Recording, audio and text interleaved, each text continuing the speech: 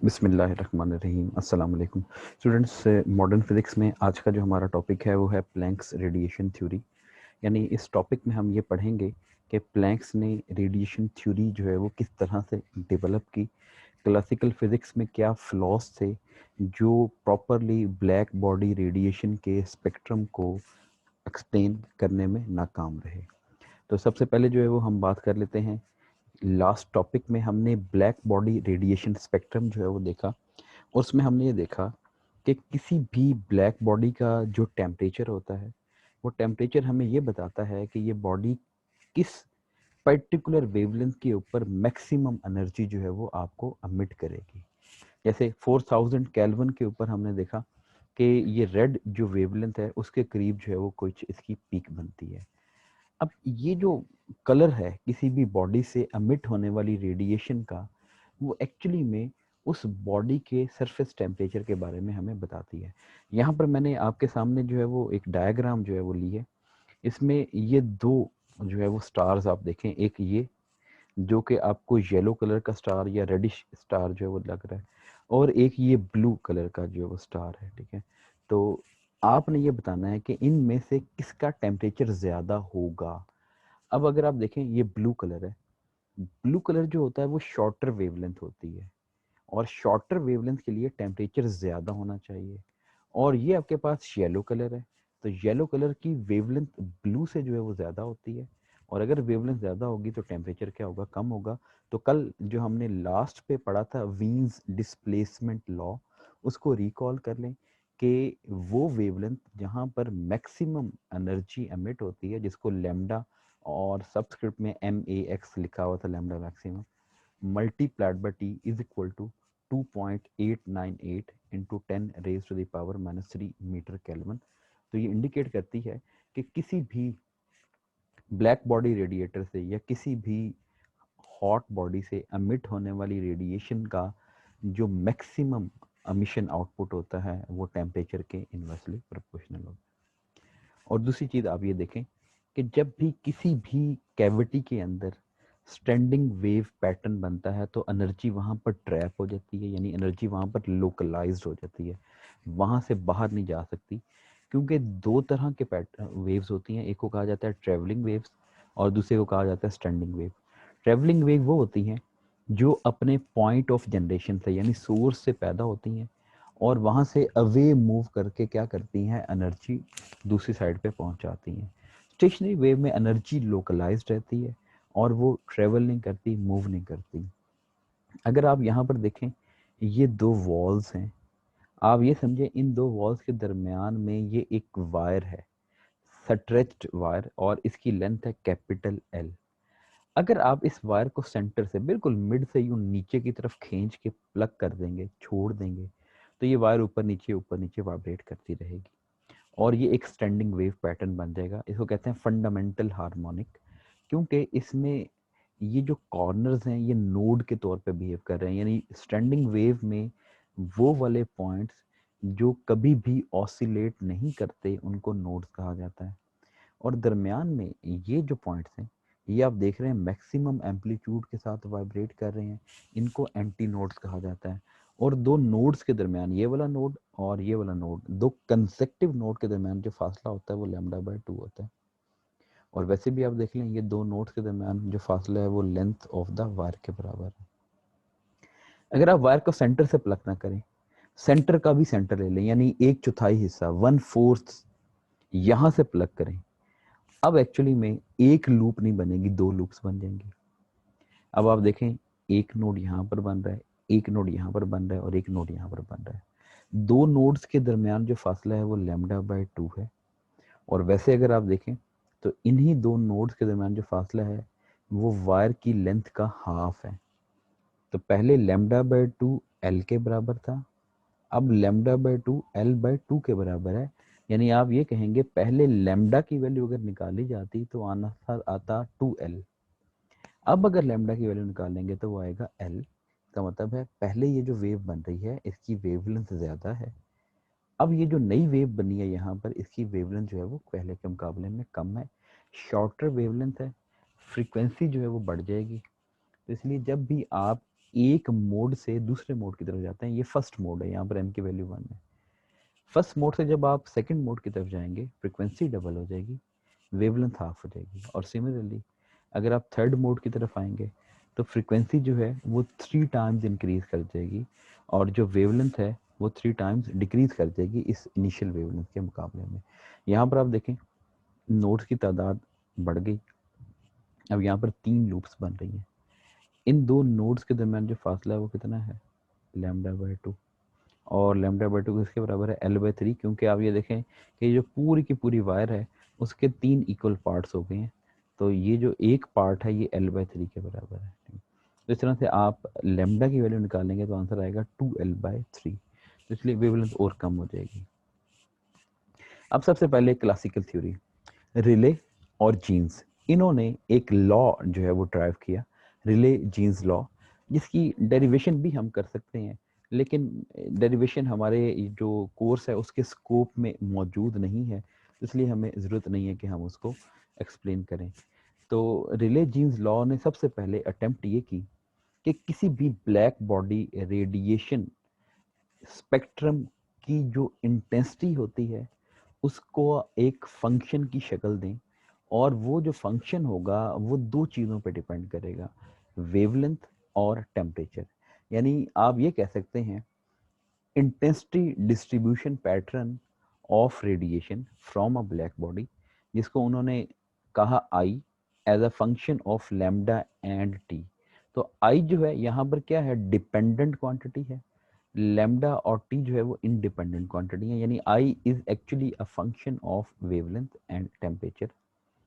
तो उन्होंने जब इसको क्लासिकल फिजिक्स की बुनियाद सामने रखते हुए ड्राइव किया तो फॉर्मूला ये आया, I lambda T is equal to 2πc K B T over lambda raise to the power 4। अब यहाँ पर 2 और पाई कांस्टेंट हैं, C speed of light in vacuum है, के बी, बी का मतलब है बोल्ट्जमैन और के बोल्ट्जमैन कांस्टेंट का नाम है, और इसकी वैल्यू होती है 1.38 into 10 raise to the power -23 joule per kelvin. फिर आगे है टी, टी का मतलब है टेम्परेचर, लेकिन ये टेम्परेचर हमेशा केल्विन्स में ही लेना है आपने, और ओवर में है लैम्डा जो कि वेवलेंथ है रेज टू द पावर 4। अब जो असल ग्राफ था वो ये है, ये जो ब्लू कलर का ग्राफ है ये असल ग्राफ है। जब ये वाला फंक्शन इसका ग्राफ बनाया जाए तो इसका ग्राफ कुछ इस तरह का आता है, ये जो ब्राउनिश रेड शेड में आपको दिखाई दे रहा है। अब ये हायर वेवलेंथ के ऊपर यानी लॉन्गर वेवलेंथ के ऊपर तो हमारे इस ब्लू ग्राफ के साथ कुछ हद तक मिलता है, यानी इसकी शेप एटलीस्ट ये ऐसी ही है जैसे इस रेड ग्राफ की शेप है, लेकिन इस पीक वैल्यू के बाद की बात कर रहे हैं हम। लेकिन शॉर्टर वेवलेंथ के ऊपर ये सही रिजल्ट नहीं दे रहा, क्योंकि अगर मैं लैम्डा कम रखूंगा, लैम्डा की वैल्यू जब कम होगी तो इंटेंसिटी बढ़नी चाहिए, I is inversely proportional to lambda raise to the power 4। तो इसका मतलब है ये जो रेड ग्राफ है ये तो यूं ऐसा ऊपर की तरफ चलता जाएगा और ऊपर की तरफ चलता जाएगा, और जब लैम्डा की वैल्यू 0 हो जाएगी तो इस आई की वैल्यू इनफाइनाइट हो जाएगी। ऐसा तो होना भी नहीं चाहिए कि किसी भी बॉडी जिसको आपने रेडिएशन जो है वो लिमिटेड दी है और वो आपको अनलिमिटेड रेडिएशन बदले में जो है वो दे, तो ऐसा तो पॉसिबल नहीं है। उसके अंदर तो कोई यानी एनर्जी का खजाना तो मौजूद नहीं है जो वो आपको एक्स्ट्रा एनर्जी देगा। तो इसका मतलब है कि जो ये फॉर्मूला था ये लॉन्गर वेवलेंथ के ऊपर तो एक्सपेरिमेंटल डाटा के साथ मैच कर गया, लेकिन शॉर्टर वेवलेंथ के ऊपर ये उनके साथ मैच नहीं करा, और डेविएशन आई इसकी जो है वो जो एक्चुअल बिहेवियर है उसके साथ। तो this explanation fits the experimental curve at longer wavelength but fails to explain the distribution of energy at shorter wavelength. अब शॉर्टर वेवलेंथ के ऊपर ये जो इसमें एनोमली आई है, यानी इसमें ये जो डेविएशन आई है, उसको उस जमाने के लोगों ने नाम रखा ultraviolet catastrophe. Ultraviolet shorter wavelength होती है, विजिबल लाइट के मुकाबले में भी शॉर्टर वेवलेंथ होती है, इसलिए उसने रखा अल्ट्रा वायलेट कैटास्ट्रोफ के अल्ट्रा वायलेट लाइट यानी शॉर्टर वेवलेंथ की लाइट के लिए ये जो रिले जीन्स फार्मूला है ये वैलिड नहीं है, और इसलिए उन्होंने इसको एक एनोमली का नाम दे दिया। Experiments shows that intensity reduces to zero at short wavelength, while Rayleigh Jean's formula shows that intensity will approach to infinite as the wavelength approaches zero. तो एक्सपेरिमेंटल रिजल्ट और जो हमारा मैथमेटिकल रिजल्ट है, ये दोनों तो बिल्कुल एक दूसरे के मुखालिफ चल रहे हैं। एक्सपेरिमेंट में शॉर्ट वेवलेंथ पे इंटेंसिटी कम होती होती जीरो पे पहुंच गई है, और ये जो मैथमेटिकल फंक्शन रिले और जीन साहब ने ड्राइव किया, वो बता रहा है कि शॉर्ट वेवलेंथ के ऊपर इनफाइनाइट आंसर आना चाहिए। इसको फिर उस जमाने के लोगों ने क्या कह दिया, अल्ट्रावायलेट कैल्ट्रोस्कोप, कि शॉर्टर वेवलेंथ यानी अल्ट्रावायलेट और उससे नीचे नीचे वाली जो वेवलेंथ है उसके ऊपर ये जो रिले और जीन्स है इसका लॉ जो है वो कामयाब नहीं है। नेक्स्ट, वीन ने भी कोशिश की कि वो ये जो स्पेक्ट्रम है उसमें से रेडिएट होने वाली जो एनर्जी है उसको क्या करे, एक मैथमेटिकल फंक्शन की शक्ल दे, लेकिन उसने कोई एक्सपेरिमेंट नहीं किया, उसने बस एक अंदाज़ा लगाया। ठीक है, तो उसने अंदाज़ा लगाने के बाद ग्राफ की शक्ल को एक मैथमेटिकल फंक्शन की शेप दे दी, और वो ये है, intensity as a function of wavelength and temperature is given as 2h c raised to the power 2 divided by lambda raised to the power 5 into e raised to the power minus hc over lambda k b t। अब h Planck's constant है, c जो है वो क्या है, speed of light का square है, lambda raise to the power 5 e raise to the power minus h c over lambda k B t. एक इंटरेस्टिंग बात कि जब वीन ने ये काम किया उस वक्त तक ना जो एच की वैल्यू थी वो प्लैंक्स ने जो डिस्कवर नहीं की थी, यानी उसने इस प्लैंक्स कांस्टेंट को इंट्रोड्यूस नहीं करवाया था। तो वीन्स ने अपने फॉर्मूले में ना यहाँ पर एच नहीं लिखा हुआ था, उसमें कुछ और नंबर था, यानी किसी और कांस्टेंट से उसको जाहिर किया गया था यहाँ पर। खैर हमने जो है वो अब इसको प्रॉपर फॉर्मेट में जो है वो लिख दिया। ये जो फंक्शन अब वीन साहब ने बनाया, इस फंक्शन का जो ग्राफ है वो ये रेड कलर का ग्राफ है, ये जो पिंक शेड में डॉटेड लाइन आपको नजर आ रही है, ये जो ब्लू कलर है ये हमारा एक्चुअल ग्राफ है, और ये जो आपके पास मेहंदी कलर में आपको नजर आ रहा है ये क्या है, रिले जीन्स का ग्राफ है। अब ये जो ग्राफ है ये देखें, ये हमारे इस ब्लू ग्राफ के साथ मैच हो रहा है।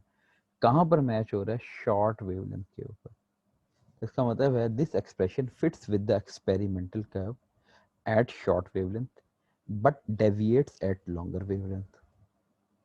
तो इसका मतलब है जो रिले और जीन्स थे वो लॉन्गर वेवलेंथ पे एक्सप्लेन करने में कामयाब हुए और शॉर्टर वेवलेंथ पे एक्सप्लेन करने में नाकाम हो गए।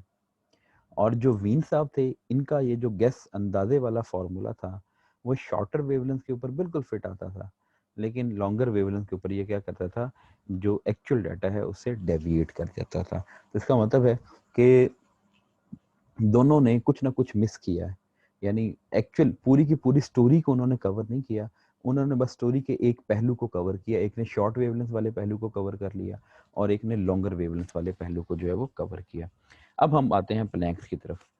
प्लैंक ने 1900 में एक थ्योरी डेवलप की जिसको ब्लैक बॉडी रेडिएशन लॉ कहा जाता है या प्लैंक्स रेडिएशन लॉ कहा जाता है, और उसने उस लॉ की बेस के ऊपर intensity distribution as a function of wavelength and temperature का ग्राफ बनाया। और जब वो ग्राफ बनाया उसने उस मैथमेटिकल रिलेशन का, वो ग्राफ एक्सपेरिमेंटल डाटा के साथ 100% मैच करता था। इसका मतलब ये हुआ कि प्लैंक्स ने रेडिएशन के बिहेवियर को डिस्क्राइब करने के लिए जो अजम्पशन अपने जहन में रखी वो अजम्पशन बिल्कुल परफेक्ट थी। और वो अजम्पशन क्या थी, पहली उसका जो पार्ट था, each atom in the cavity walls acts as an atomic oscillator। इसने कहा ये जो रेडिएशन एमिट हो रही हैं किसी भी ब्लैक बॉडी से, वो एमिट इसलिए हो रही हैं कि जब आप सॉलिड को किसी भी टेम्परेचर के ऊपर लेकर आते हैं तो उस वक्त सॉलिड के मॉलिक्यूल्स अपनी मीन पोजीशन के इर्द गिर्द वाइब्रेट करते हैं। यहाँ पर भी ऐसा ही हो रहा है कि जो एटम है वो वाइब्रेट कर रहे हैं, लेकिन वो किसकी तरह बिहेव कर रहे हैं, एक ऑसिलेटर की तरह बिहेव कर रहे हैं। और वो ऑसिलेटर क्या कर रहा है, एक इलेक्ट्रोमैग्नेटिक वेव एमिट कर रहा है। यानी जो atoms of the black body radiator हैं, एक्चुअली में वो इलेक्ट्रोमैग्नेटिक वेव्स एमिट करेंगे।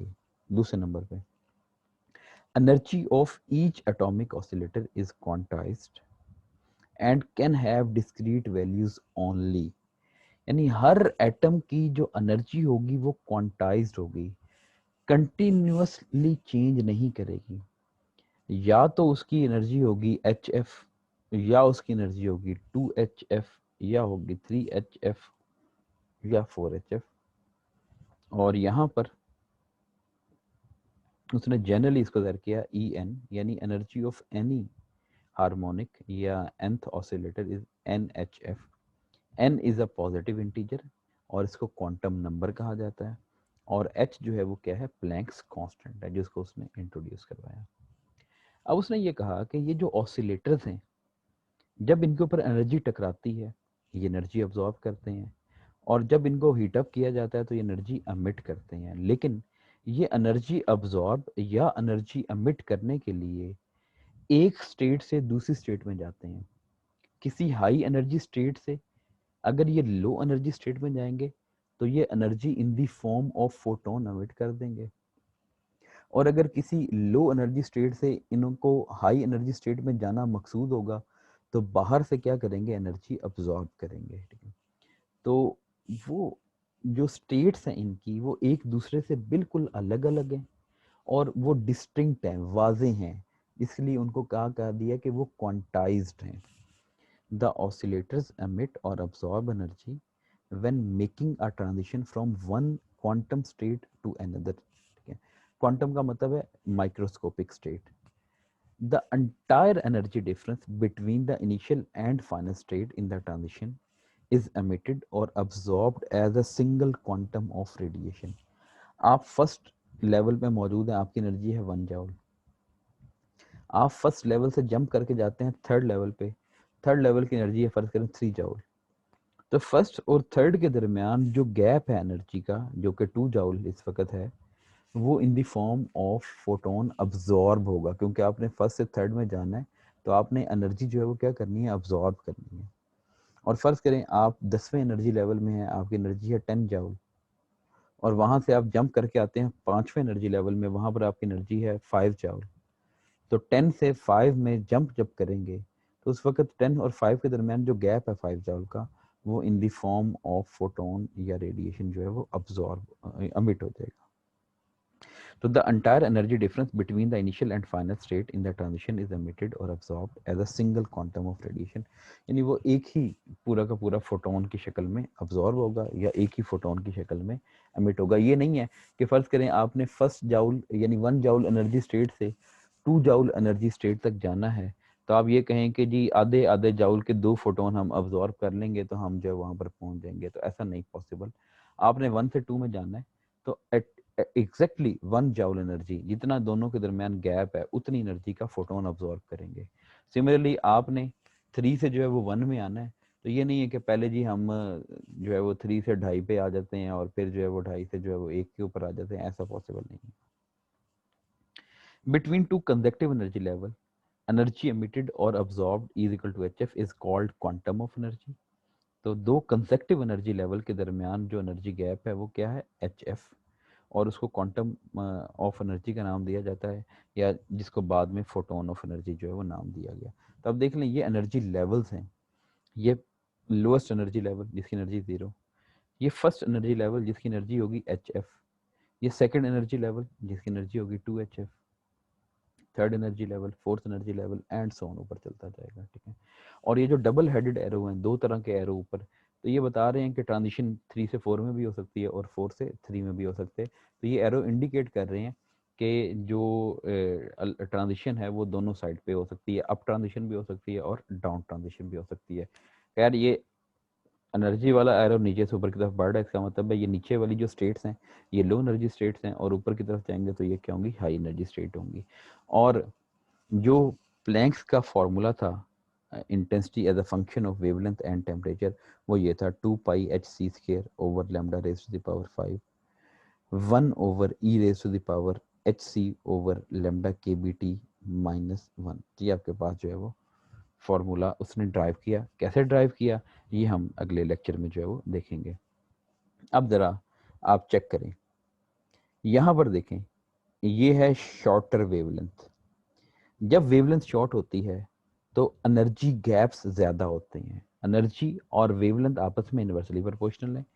जब आप शॉर्ट वेवलेंथ वाली जो है वो रीजन में होंगे वहाँ पर एनर्जी गैप ज़्यादा होगा। देखें ये फर्स्ट एनर्जी लेवल है और ये सेकंड एनर्जी लेवल है। इन दोनों के दरमियान कितना लार्ज गैप दिखाया गया है। होता क्या है कि जब शॉर्ट वेवलेंथ होती है there is large separation between the energy level. अब जब एनर्जी लेवल्स के दरमियान सेपरेशन बहुत लार्ज होती है तो उस वक्त पॉसिबिलिटी या प्रोबेबिलिटी बहुत कम होती है कि एटम किसी हाई एनर्जी स्टेट से जंप करके किसी लो एनर्जी स्टेट के ऊपर आएंगे। ठीक है, तो इसलिए leading to a low probability of excited states, तो एक्साइटेड स्टेट की तादाद काफ़ी कम होगी और ऊपर से नीचे आने वाली जो ट्रांजिशन है वो भी बहुत कम होंगी, फ्यू होंगी। The low probability of transition leads to the low intensity, और उसकी वजह से इंटेंसिटी भी क्या होगी, कम होगी। ज़रा हायर वेवलेंथ की तरफ आ जाए। जब आप लॉन्गर वेवलेंथ की तरफ आएंगे तो एनर्जी गैप होंगे छोटे। अब देखें एनर्जी गैप कितने करीब करीब है, 1 से 2, 2 से 3, 3 से 4, 4 से 5, तो गैप काफ़ी कम है। At longer wavelength there is small separation between the energy levels leading to high probability of excited state.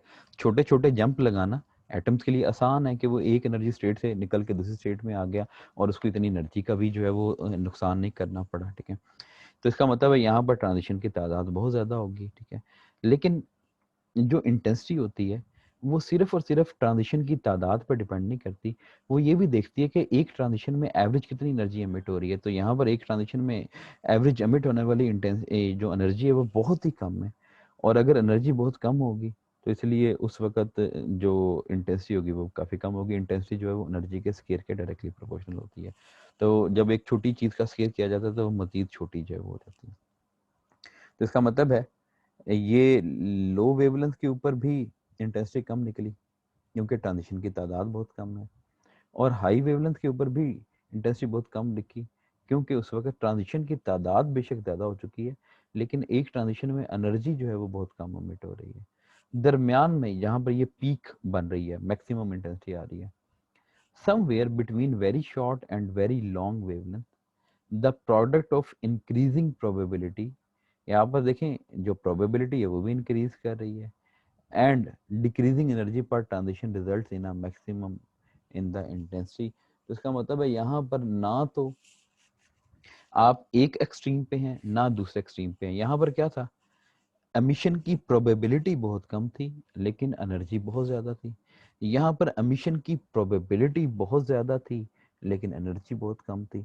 यहाँ पर दोनों चीज़ें ही बैन बैन है, दरमियान में है, इसलिए यहाँ पर आपके पास जो है वो क्या आएगी, पीक आएगी। ठीक है, तो ये जो चीज़ थी या अजम्पशन थी जिसको प्लैंक साहब ने इस्तेमाल किया और उसने प्रॉपरली ये जो फार्मूला ड्राइव किया, इसको जब प्लॉट किया गया तो एक्सपेरिमेंटल डाटा के साथ 100% जो है वो क्या कर गया, मैच कर गया। तो ये आज का हमारा टॉपिक है, इसको एक दफ़ा गो थ्रू कीजिएगा।